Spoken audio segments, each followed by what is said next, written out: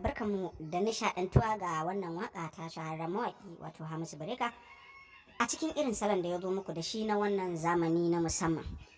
Wannan shahararren mawaƙi kamar yadda kuka sani ya canza salo na musamman wajen tsaro waƙoƙi da irin yadda kalamansa suke fita da kuma yanayin yadda baitukan waƙoƙinsa suke da kuma salon irin kiɗan da ya koma su burbuɗo muku a wannan lokaci kamar haka.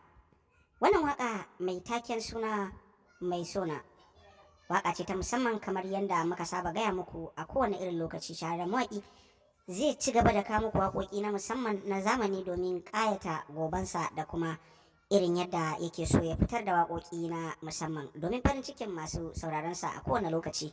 Shi yasa shahararren mawaƙi Auta MG Boy shi ma ya suburbuɗo waƙoƙi na musamman. Saboda haka Hamisu Breaker ya daɗe yana waƙa kamar yadda kuka sani, amma salon waƙoƙinsa na musamman ne, sun sha bamban da sauran waƙoƙin da sauran mawaƙa suke yi irin su Hamisu Auta MG Boy, Nura M Inuwa, Auta Waziri da sauransu. Salon kiɗan kowa daban, amma salon wannan mawaƙin na musamman ne kamar yadda kuka sani. Kada ku manta, idan wannan shine farkon kasancewar ku a tashar mu, ku daure ku danna mana subscribe sannan ku danna ƙararrawa yanda da zarar mun ɗora manhajar mu za ta iske ku a duk inda kuke a faɗin Najeriya da sauran ƙasashe baki ɗaya.